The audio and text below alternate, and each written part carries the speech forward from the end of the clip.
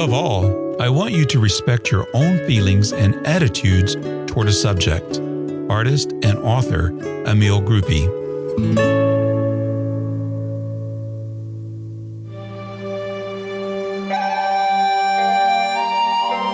This is The Artful Painter, art lessons for artists, collectors, and people who love art. Suzie Baker's paintings are full of light, color, and texture. Her paintings fill the viewer with questions, with the whole story not revealed. She seeks to evoke a response from the viewer by not filling in all the blanks. Her technique is loose, painterly, and impressionistic. Yet, she does not let one technique or style constrain her art. She experiments and pushes boundaries. The result is continuing improvement as an artist, just as one who seeks to not only learn a new language, but also learn to express themselves more clearly. Suzie desires to seek better ways to express her response to the world around her in ever more fascinating and innovative ways. In this conversation with Suzie, she shares her thoughts and amazing experiences participating in plein air painting events. We talk about coping as artists in difficult times. Suzie is a board member of the Oil Painters of America. She explains the mission of OPA and the benefits of being a member.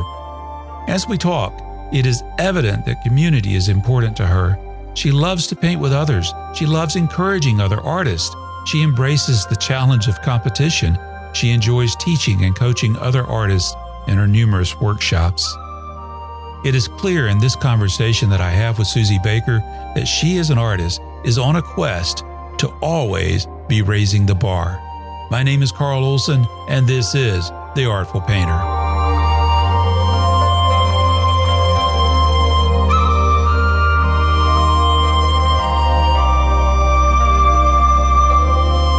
Suzie, I'm so happy to have you on The Artful Painter. Welcome to the show. Thanks, Carl. It's good to be here. Well, it's my pleasure, and it's really exciting to see that you are on the cover of Plein Air magazine this month. That's got to be a great feeling, and I want to congratulate you on that. Well, thanks. Yeah, and hopefully everybody's getting to read it cover to cover now that we're all stuck at home. So instead of that magazine just piling up on your end table, it'll actually get some eyeballs on it. Yeah. Well, what's the story behind the cover? The painting is absolutely beautiful. I don't remember the title of the painting. I should have it right here before me, and I don't. Yeah, that's okay. Yeah, it's a rather large plein air piece for me. It's 24 inches by 30 inches, and I painted it at Easton Plein Air. And they do an event every year called Farm to Table. Well, I don't know if it's every year. It's been every year that I've done Easton. And it's called Farm to Table, and it's artists are invited to go out and paint at farms, and they have a really nice event where farmers bring their fresh produce, and we have this wonderful event with great food. And last year they wanted to video artists painting paintings. So I went throughout the week, I gathered up some still life material, and there's a man named Bill Olson who has a kind of a just off the road sunflower farm, and he had this field of sunflowers that many artists had painted, and I picked some, and he planted them in honor of his wife who had passed away, whose name was Rose. And so the title of the painting is Rose's Sunflowers. Out there on the internet, on YouTube, there is a 1-minute speed paint video of me painting this painting. If you have the digital issue of Plein Air magazine, you can also link to it there. It's on my website also, but you can see me sort of setting up and painting and finishing off the painting. I sort of imagine myself as being one of the Russians. Sergei Bongard was really known for, I think he even has one with a watermelon slice in it, and this sort of free, highly energetic painting. And that's what I was thinking when I was setting it up and painting it. But just a lot of fun painting in Easton Plein Air, remembering hot, good days when we could all get out and paint around other people. So, yeah, wow. Yeah, we all look wistfully to those days right now in the current situation that we're in the world, but hopefully that will change in the very near future. I hope so. It'll come again. We might have to wait a while, but it will be out there. Well, now so that was neat to get the story within the story of the painting itself, but that painting was also part of an article. There was an article in that magazine. It's called "In the Field: A Female Perspective." Very interesting article. The artist in there was Shelby. I don't know how to pronounce her last name. Keefe? Shelby Keefe. Okay. You and Lynn Boyer. And Lynn I think Boyer, there was Jane one Hunt. Yeah. Brenda Boylan and Vanderhook.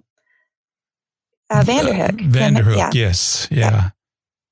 What's the story behind this article, In the Field of Female Perspective?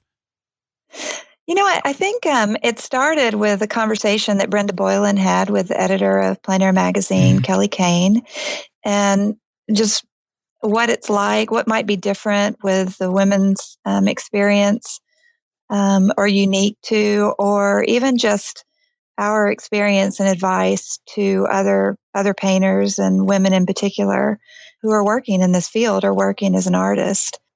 And so Kelly invited a number of different artists to contribute and send us a series of questions and what our experience has been. And I have to say, by and large, my experience has been that the plein air world is very open and accepting. I don't feel like I am a female painter. I feel like I'm just a painter. But there are some things that when I started doing plein air events, and I think my first one was 2014, I sort of made a habit of counting, what was the division, men to women participating. And it was interesting for me to learn that all the other women, their experience was very similar to mine, that it was rarely, if ever, a 50-50 split. There was often, always more men than women. And, and just sort of keeping that in mind, that we need to represent ourselves well and encourage, recommend our female friends who are painting and, knocking it out of the ballpark as being potentially considered for these events. Now, a lot of events, they are applications, but some of them are invitationals. And I think it's important that we sort of lift each other up and say, hey, have you considered inviting this person or this person to their event? Well, are you finding that split similar across both invitationals and application events, or is there some kind of disparity between the two? It's hard to say. It would be interesting. I kind of went back to Easton because they are an invitational. Lots and lots of people apply to Easton Plein Air. It's sort of the cherry on top of the plein air world. Events like Easton and Laguna and Olmsted and Plein Air Texas. These are some of the premier events around the country. But since Easton has been around so long, I found that when I did a non-scientific analysis of their invitations, they were doing pretty good. 35 to 45% of their artists being women, and that they were sort of on the closer to 50-50 range, and they were a judged event. Really says that women are, just as competitive. Their work is really good. Women putting themselves out there and applying for things. And, I think that one of the things I tell my daughter, actually both of my kids, is that who are college aged, is that, if you really want something, likely a lot of people want that thing too, but why shouldn't it be you? Are you working hard? Are you putting yourself out there? Are you networking and getting yourself into the place where it could be you and are you prepared so that when fortune opens that door, you can walk through it? I think these are sort of life lessons and good things for us to keep in mind. Yeah, all of us benefit from that. That's certainly true. Mm-hmm. Oh, for sure. In my process of learning how to paint, I've attended a few workshops and several demos. Out of those, I would say most the demos were by men. I had one demo by a woman, that was Christine Lashley, which was one of my favorites, actually. Mm-hmm. She's I really great. enjoyed it. Yeah. Mm-hmm. And in the workshops, I would say about 90% who attended were women. So I don't know. That's just been my very, very limited experience with that. But I understand you do workshops as well. Right. I find the demographic of people that I have found that take workshops tend to be women, tend to be people that have more disposable income and ability to travel. So people maybe in their 50s and 60s, some of them retired and looking for, something else, something that they can do that is hard and challenging and, something that they've always been interested in. I will tell you one thing that I try to do in my workshops, because I think workshops can be intimidating in some way. You're putting yourself into a position where you're learning a whole series of things that are hard to do at once, No particularly kidding. like a plein air painting workshop, And so one of the things that I do is we always circle up and I invite people not to just say who they are and where they're from, and where they are in their painting journey, but also what is the thing that they do? What was their career in? Were they a teacher or a lawyer or a tradesperson? Or because it can be a real hurt to our psyche when you're just whacking your brushes against this problem and feeling like you're making mud. But at least if your teacher knows that you were a very high-powered attorney, that there is something that like, okay, I'm good at something. It's not this right now, but I'm trying, So I try to let people know, give an opportunity to say, well, I was a really great teacher. And now I'm trying this. One of the things that got me interested in working with art was just seeing my dad. I could go downtown Atlanta and see all these construction projects he worked at. And he would say, see, I worked on that. You see that at the top of the building? Mm-hmm. Me and a buddy of mine, we were hanging from this rope, several hundred feet above the ground, put that on with wind blowing 30 miles an hour. Oh, man, OSHA. Were they around at that time? I don't know. But he's got something to point to. And I was a software developer and I had nothing to point to. There was nothing tangible to hang on to. So I think, I don't know how I got on that. I'm sorry, Suzie, but that's my interest in this is that tangible. That's right. There's something just intrinsically satisfying about having a product that you have created with your hands and being able to see your progress from that thing that you did 3 years ago that you just thought was awesome. And now 3 years down the way, you've learned so much. But you see the steps of where you were and where you are and, how your proficiency changes. There is something very satisfying about that. And I think it's why it is so appealing to people who have had careers in something else, but art has always been in them. So they look for those teachers or the artist whose work they identify with and then think, I hope this person's a good teacher because I'd really like to learn how they do what they do in the way they do it. With the current pandemic situation, how's that affecting your workshops? Are you able to do that? How are you adapting? I do have one scheduled for September. It's in France. I really hope that. I hope you get to go. I do too. And I know the people signed up for it are really looking forward to it. But we just, we're just playing it by ear. We want to be safe. We want to, we want to paint. We want to be in beautiful places, but safety has to come first. That's true. I tell you what, though, I have, there's artists whose work I really admire. I was on Sentient Academy last week watching a little workshop that David Dibble did. And Zufar Bikbov had a thing where he was talking about nocturnes that I just found by, Googling his work. I love his work. So, we're all learning. And I think about those things that I sort of avoid when I'm in a competitive situation at a plein air event. And I practice those in my studio. So, being able to have things available online or videos that you can buy and watch that, now is a good time to sort of lean into that and, mess around in your studio and do paintings that maybe aren't going to be frameable, but you sure learned a lot. I have to admit, I've been busier during this pandemic than I have in a long time. It was unexpected. I don't know how I got so busy. So it's been a challenge. And the thing is, when you produce content, it's difficult to consume content. So I've been really focusing on doing this podcast, and that takes a lot of time. So I haven't been spending as much time painting as I would like. Well, hey, you're giving a service to all of us artists because we learn from each other. The content you're producing also inspires.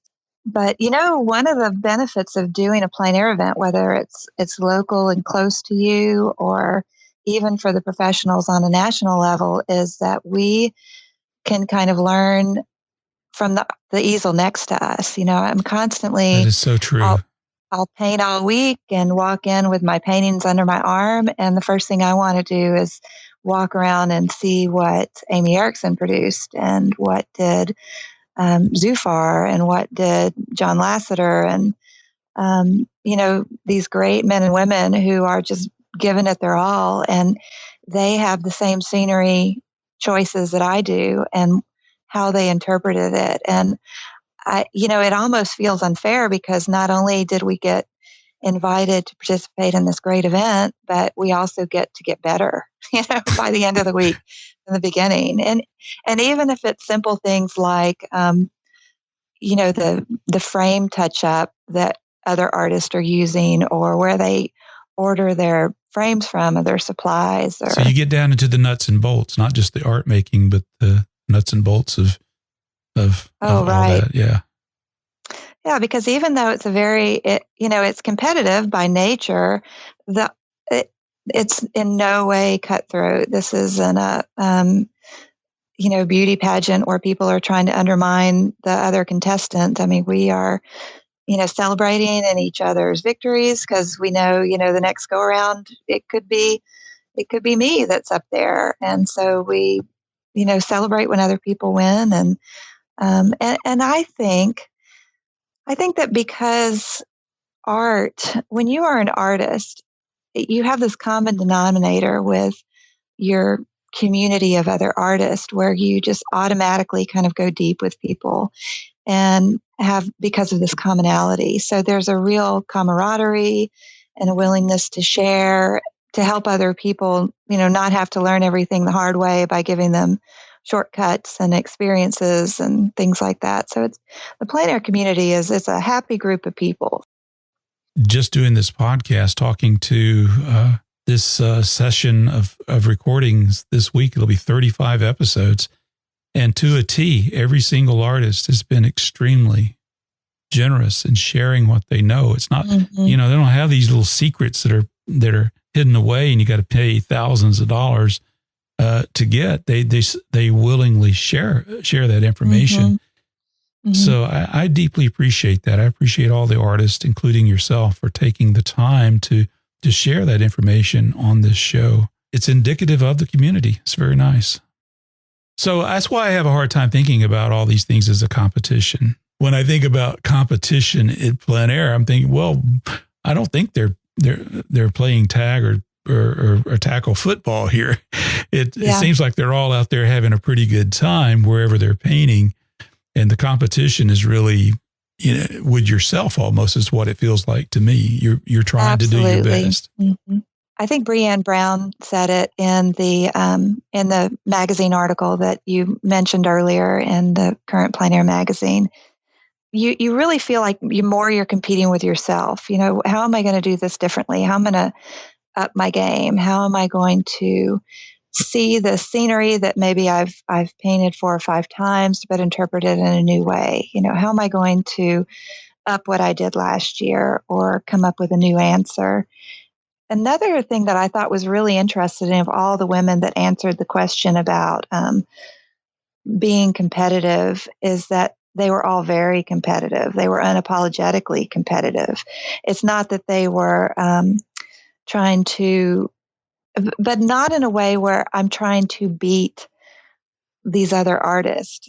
It was, and Brené Brown said what you just said, it was, I'm competing with myself, and really sort of being unapologetic about it. Like, yeah, I want to bring in a painting that I put in a frame and it's capable of winning first place. It doesn't mean I'm going to, or that I'm going to be disappointed or have sour grapes if I don't, but that is our attitude. And I think just giving ourselves permission to go all out and be strongly and fiercely competitive, but in that way that is also supportive and celebratory for the people that do win.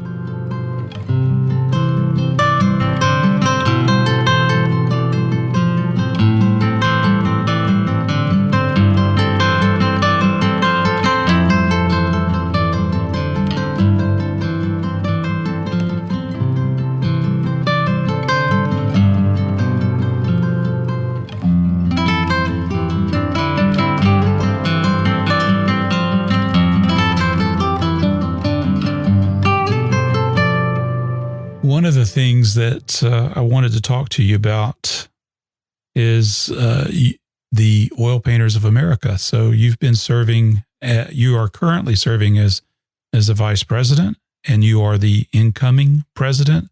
That term begins, you told me earlier, and I forgot, but it'll be coming up before too long here. And I think that's quite an accomplishment to be associated with Oil Painters of America. But I have to admit, for me, it's a mystery because I don't know really much about Oil Painters of America. I'll see many artists that I interview. They say that they're a signature member of Oil Painters of America. I'd like to get your insight into what Oil Painters of America is all about. What's its mission? Oil Painters of America, it's a wonderful organization. I know I'm biased, but I think there's a lot of artists that would concur. And its mission is to promote representational oil painting in America. And that can also be, America isn't just the United States, but also North and Central and South America, all the Americas.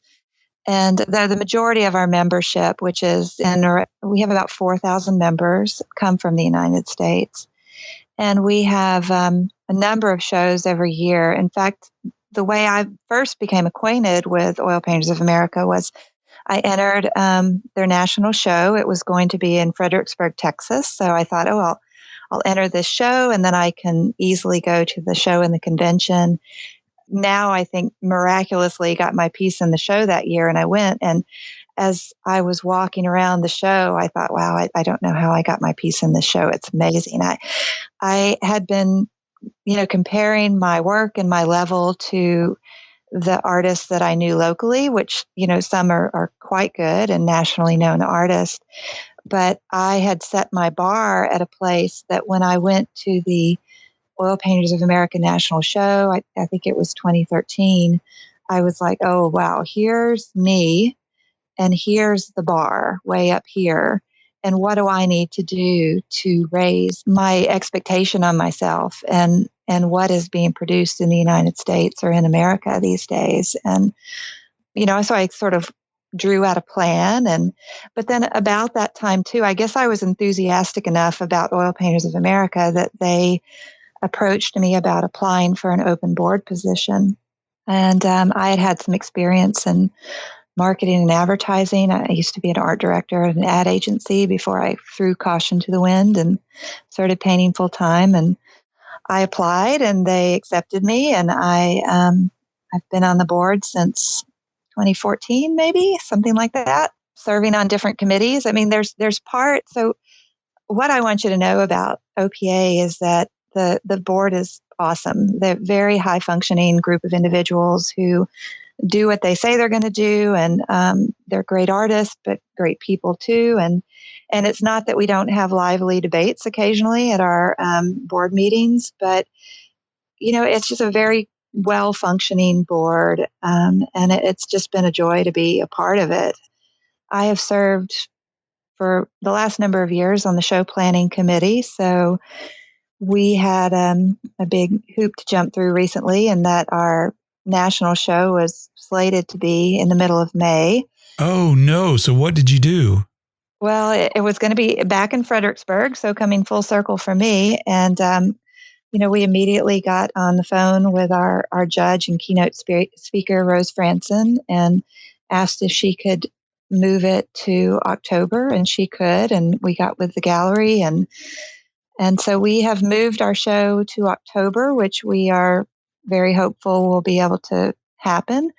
I feel pretty hopeful that the show for sure will happen. Whether or not we can have our convention in the way that we want to is remains to be seen, but we're planning as if it's going to go. So we have, moved most of our speaker, and we have a wet paint event that leads up to the convention and opening and awards. So we have replanned all that for October 14th through the 17th. So watch for that, America. Definitely. Flexibility is key right now, isn't it?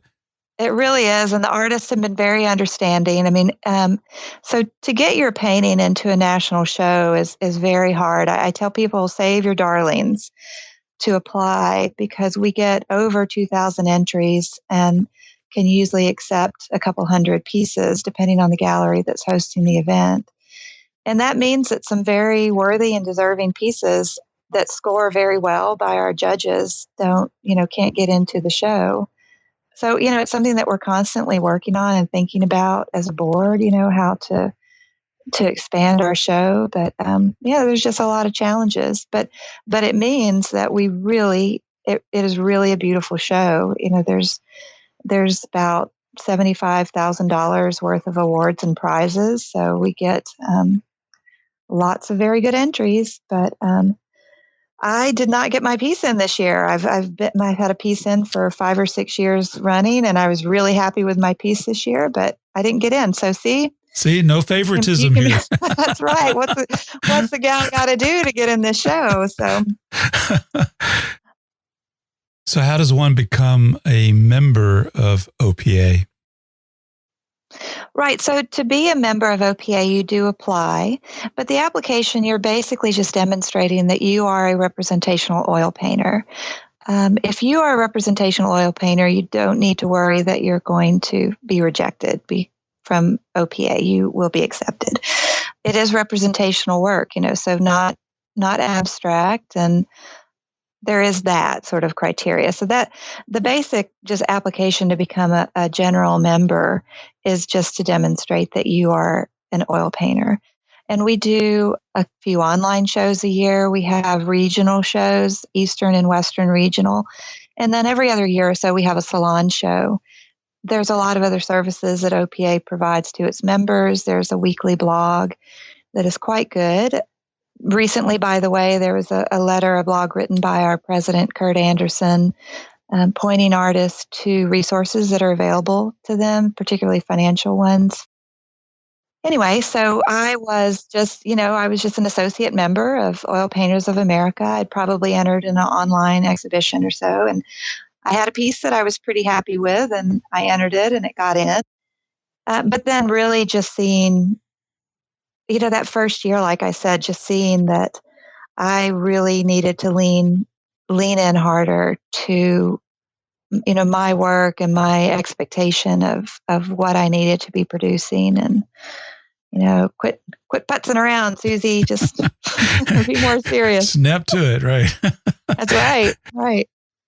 So, Suzie, what does it cost to become an associate member of Oil Painters of America? Right. So our associate membership costs $70, same for signature membership. And to become a signature member, it's not an easy feat. You need to have been in 3 national shows within a 5-year period, and then you can apply to be a signature member. So when you say national shows, you mean OPA shows, right? Right, OPA national shows. There's also an option to be in 2 national shows and 3 of the other regional or salon shows, and then you can apply. And in the last year or so, our board recognized that, we're going on our 30th year, because it is very difficult to get into a national show. We decided to also add a level of automatic signature membership that once you have been in, I think it's 4 national shows in 10 years or something like that, then you still need to apply and let us know, keep track of the number of shows you've been in. It would really be difficult for our staff to keep up with that and notify people that, hey, you're automatically a signature member.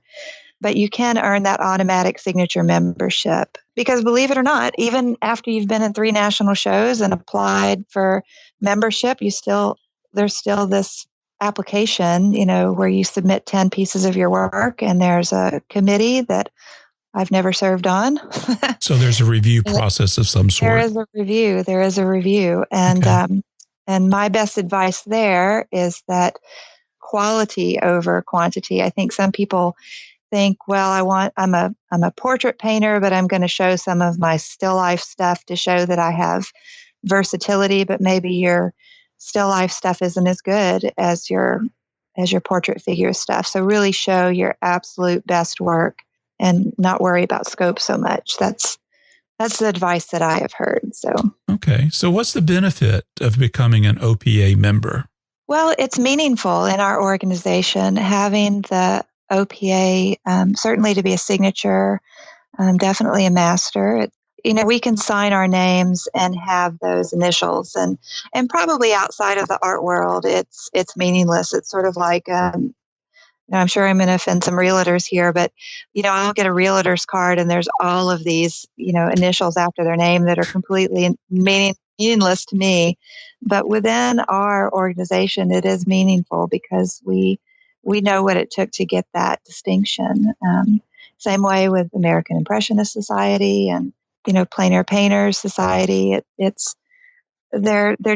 shows a level of ability, and then also I think attending these national shows, whether that be AIS or California Art Club or Oil Painters of America, going to the national shows like I did when I was a naive newbie, coming in and seeing where the bar is, because it's kind of both discouraging and encouraging at the same time. Like, oh, I need to work.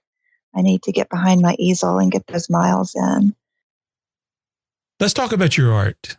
All right. When I look at your art, this is what I see. I see questions. It's like I'm going for a walk in a community, my neighborhood, an old town, and in the distance, I see someone, and then they disappear around the corner. It leaves me with a question. Who was it?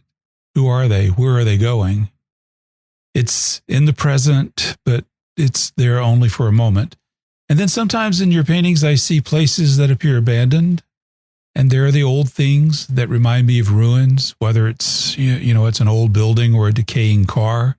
One painting in particular captured my eye that I really liked. The mill at El Rancho de las Golondrinas. I'm not sure that I'm even coming close in pronouncing that correctly, but this particular painting, it's captivating to me. And yet it looks very different from some of your other work. How off base am I? Am I really off base there? No, I think, well, I've had a number of thoughts while you were talking, and I appreciate your thoughts about my work. It's always interesting to get people's thoughts.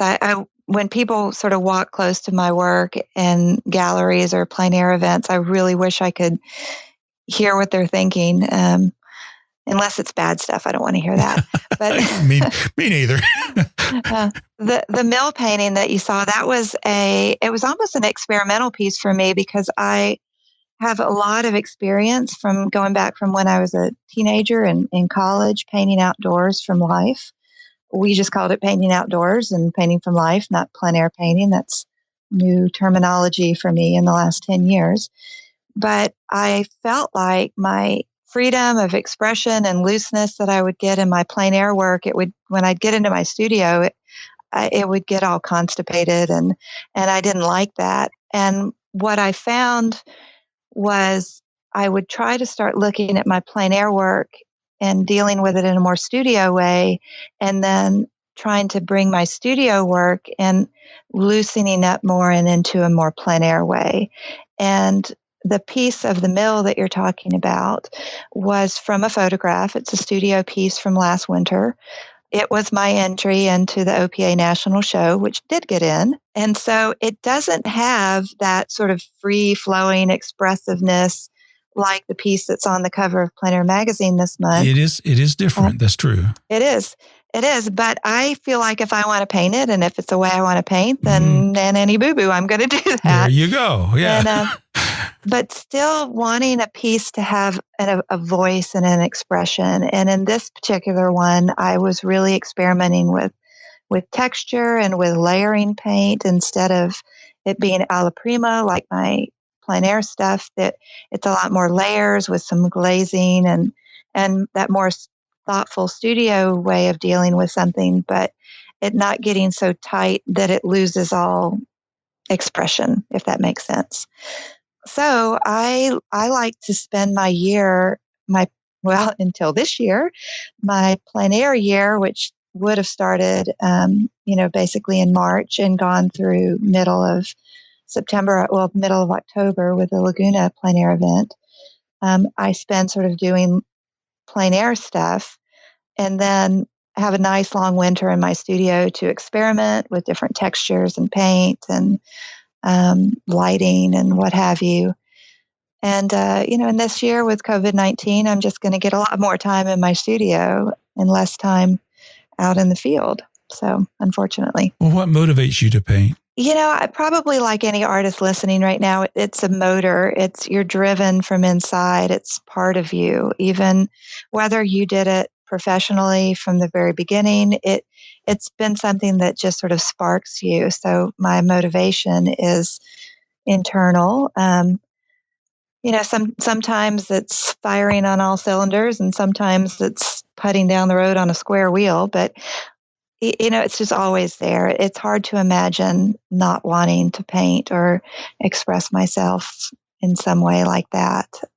But sometimes it's harder when we're learning new things.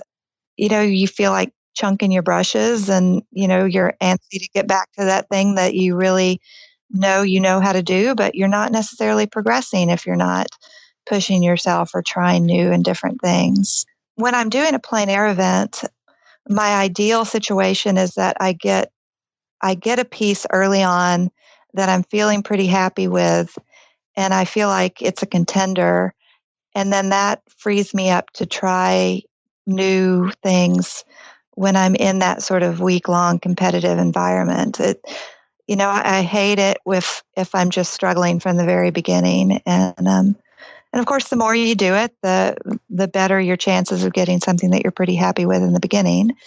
But then, like I said, when I'm in my studio in the winter or I'm just sort of painting for my own enjoyment, I'm free to try and experiment with different things or try things that I've seen my friends doing and put my spin on it. Try limited palettes, try different textures of surfaces. Things like that. Yeah. Experimentation. We find the range of our materials when we do that. Right. And then something else that you said, and this is an observation I've made just from doing lots of events, that when I paint something that's risky, like a dilapidated house with a wonky fence, or why is it risky? Why would you consider that risky? Risky from the standpoint of it's risky as far as sales go, because particularly early or first time buyers, they're looking for the quintessential thing. Collectors are more likely to look for that thing that's unique or different. Artists buy things that are different. Often when I paint a painting that's sort of gray or moody, which tend to be harder actually because there's more subtle value and color shifts going on those gray days, I often think to myself, I bet this sells to an avid collector or an artist versus a beautiful sunset piece or something like that. Those tend to be more broadly appealing. I'm generally speaking here, and then this is another observation that I have. If the top award is sort of like an artist's choice, artists tend to vote for things that are more unique, more like interesting answers to problems versus what's the first or most obvious answer.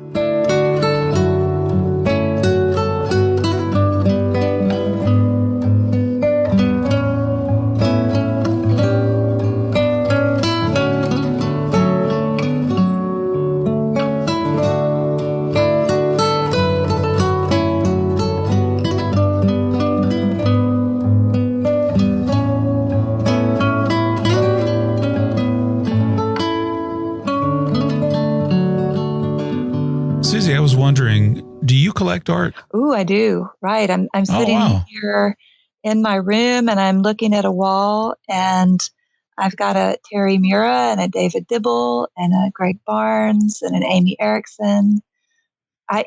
Some of them are things that I've purchased. Some of them I've traded with other artists.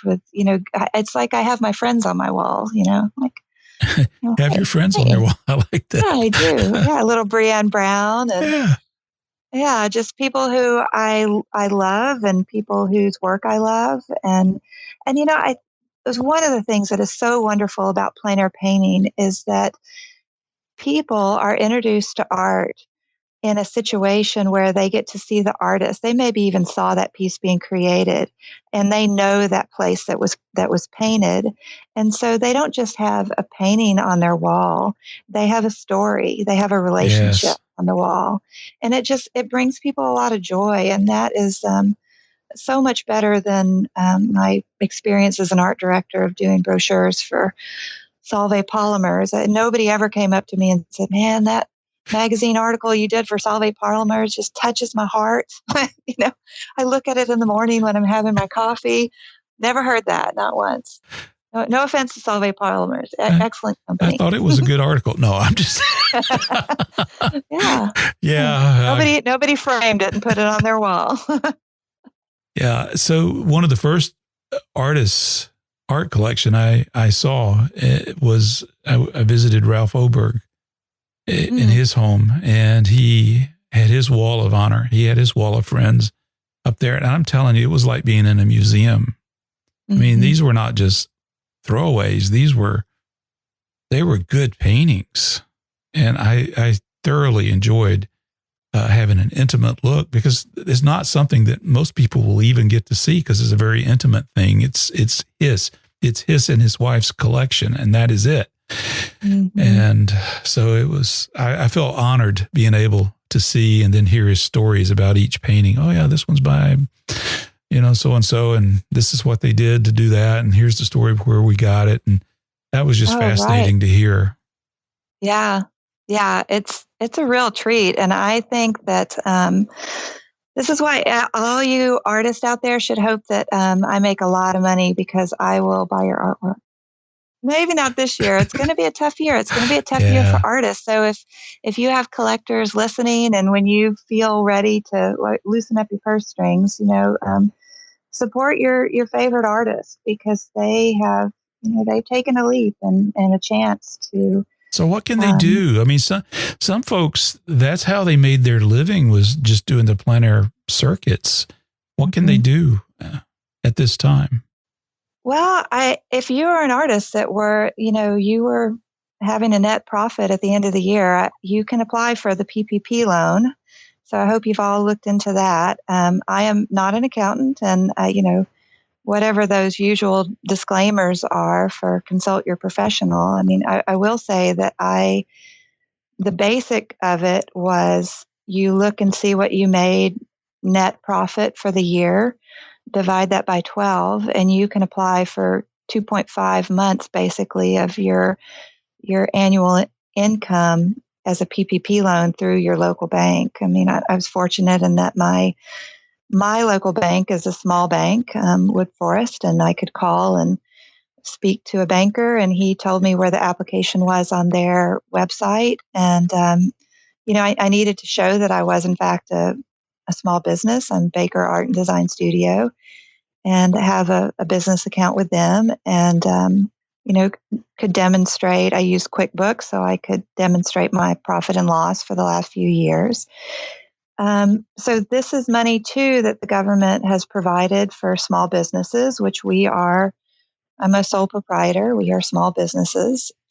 And that loan, assuming that I get it, knock on wood, I'm still waiting, is forgivable, assuming I don't fire myself and I still pay myself a salary. So we'll need to demonstrate that, I use that money as a salary replacement. So there are some things I think from a business standpoint that we artists need to be looking into, and there's some good articles, and your banker can help you with that. So I hope we, put on our business hat and not just our painter hat for a little while and try to navigate through these difficult times, because, the fact is, I've had 3 or 4 events canceled. I anticipate that others are going to be down, in addition to the fact that our buyers are going through the same crisis that we are. So there's some belt tightening that needs to happen. But I'll also say that during this time, I've been working on my website, my search engine optimization. I've been, cleaning up my website and creating my available artworks page, so that if people are surfing around online, want to visit SuzieBaker.com, see what paintings are available. And these aren't just paintings that I have available in my studio, but also my galleries and the events that are hosting, and still trying to make online sales available to collectors for the artists that would have been at their events. That's what Olmsted Plein Air is doing. So, we just try to keep on keeping on and not giving up. And I don't know, we're waiting to get back out there. I think right now, though, a lot of us are just feeling a bit discombobulated and not quite sure what to do with ourselves. I mean, there's a lot of things we could do, but it's sometimes you just feel kind of demotivated. You don't know where to begin. I think a lot of artists are feeling very stuck and distracted, and finding it even hard to get into their studios because maybe their creativity feels sapped. I had done the first painting that I did was of 3 toilet paper rolls, this sort of tongue in cheek. I called it an embarrassment of riches. But, when I posted it, I said, feeling very distracted from my studio. And Kathy Anderson's comment was like, "Oh, I'm so glad you said that. Me too." And I think that's a common malady right now. It's true. It is. It's very distracting. I have felt it. I felt it a great deal. So that's very common. And I think even, really high functioning artists that are normally very productive are having difficulty getting to their easels. And one of those reasons is, plein air events, they have deadlines in them. And, what's the saying about when you need something done, give it to a busy person? When you're really busy and you've got all these things to focus on, you can really get a lot accomplished. But when everything sort of got squashed at the same time and everything sort of in flux and in limbo, and you feel like you need to pay attention to everything and nothing at the same time, it's a real challenge. And I think it's a challenge for, even the most productive of artists to feel motivated to get to their easel. So in the years past, I've heard this myth, and to me it is a myth, that you have to be melancholy, you have to be depressed when you create your best work. And I don't think that's true. I think when you're depressed and when you're melancholy, when you're under stress and duress, it's more difficult to do. I don't know. But that's I just don't I don't buy into that myth that when you're stressed is when you produce your best work. It's hard. It's hard. It takes so much mental energy to deal with the negativity that's in your head that it's hard to create something that's positive and appealing. Right. I think that trope comes from the sort of tortured artist idea of, the Hemingways and the Percy Bysshe Shelleys and the writers and the messed up artists because those are the stories that you hear. It's like, the bat, if it bleeds, it leads, whereas I think most, I'm guessing here again, this is not scientific, but I also think challenge and facing adversity, though, that sort of trial by fire does produce great work. When you have that challenge set before you and it's going to be hard, but you face it and you work through it and you are creative in dealing with it, that can really produce greatness. I think there's even a book about, geniuses and the things that they face. Gosh, I wish I knew who wrote it.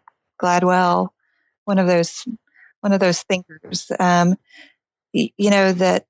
That sort of genius often comes from adversity. There's not a lot of people that have achieved greatness that haven't also faced their fair or greater share of major challenges in life. There's a great Leonard Cohen quote from one of his songs that it's "Ring the bell that still can ring. Forget your perfect offering. There is a crack in everything. That's how the light gets in." And just taking our cracked situation right now and looking for the light and looking for things to be thankful for. Imagine if this had happened even 15 years ago and how disconnected we would feel. So I think, yes, it makes sense that we feel distracted and, with our separation, but knowing that there's a lot of us, we're going through this together, not just as Americans, but as a world, as a planet, and supporting one another and giving ourselves some grace and getting on our easel and then watching funny cat memes. Cat memes always help. Of course. Oh, man. I'd like to end this show on a positive, uplifting note. We could use some positivity right now. And I know that there has to be some experience in your past experiences participating in plein air events such as the Olmsted Plein Air Invitational. Do you have a good experience that you can share with us that's very positive? Yeah, I've got a great one. And I think it was probably my best experience last year, and it was with the Olmsted Plein Air event. I think it was my 5th year to participate in that event, and Olmsted is there in Atlanta. And I had never been to the Dr. Martin Luther King Memorial, which is now a national park. I wanted to meet someone who had firsthand experienced the movement, the peaceful protest movement of the civil rights movement, inspired by and initiated by Dr. King. And so when I went into Ebenezer Baptist Church, which is part of the tour that you can take in that area, I talked to the park ranger, whose name was Bruce Lee, and told him what I was wanting to do. And he said, "Oh, I know who you need to talk to." And immediately he got his phone out. He called Dr. Albert Paul Brinson. Okay. And he said, "There's an artist here who would like to meet you and paint you and let you just talk about your experience."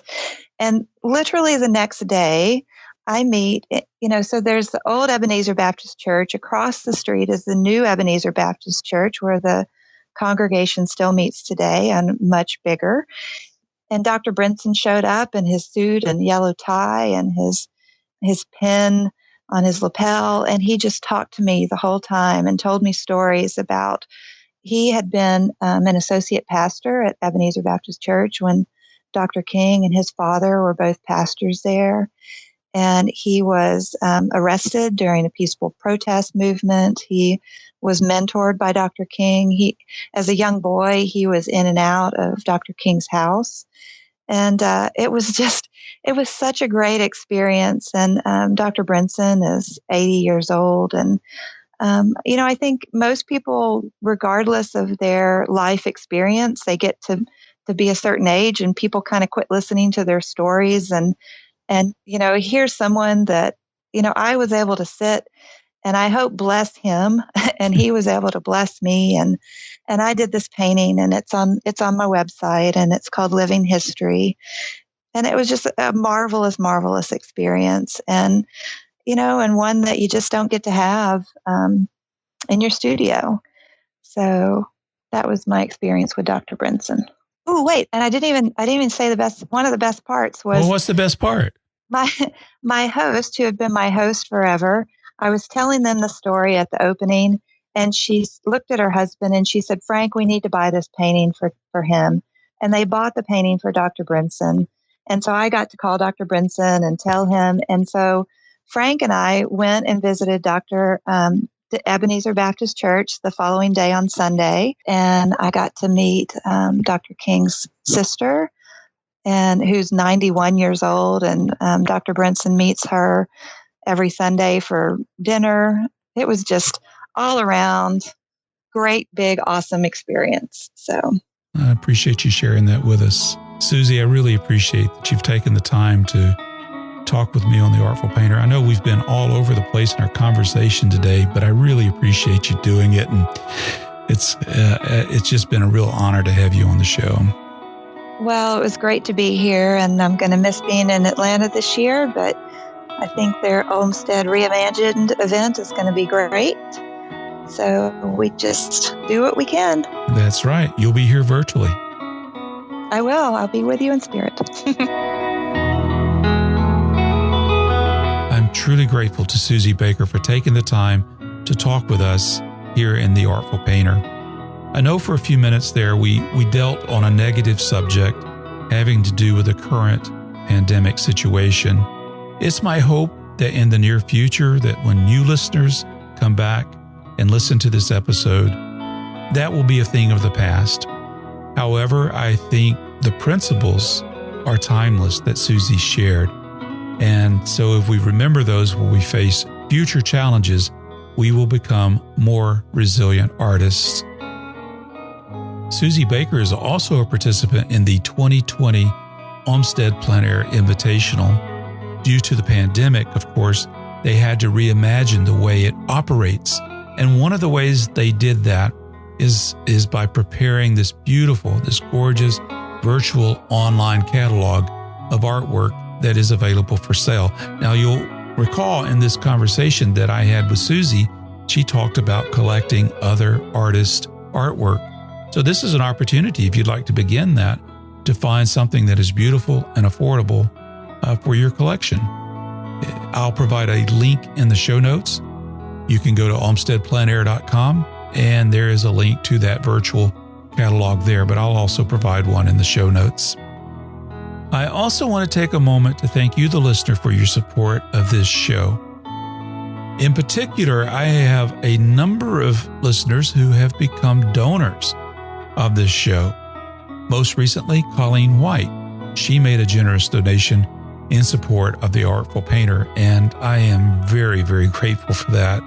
She joins a list of what I like to call associate producers, people who have generously supported the show with their generous financial contributions. My current list of associate producers includes newly added Colleen White and also Ellen Bloom, Jim McVicker, and Frank Walsh. If you'd like to join that growing list of associate producers, you can go to carlolson.tv/donate.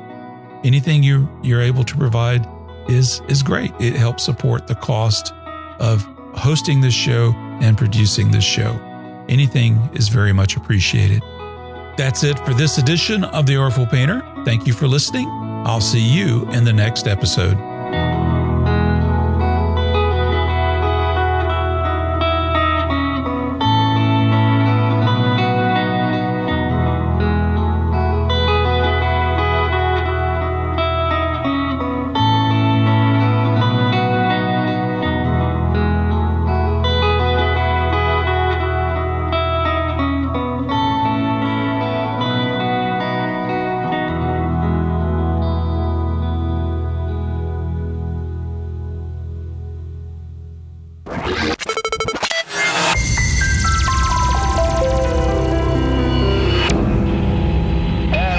Picture on the TV.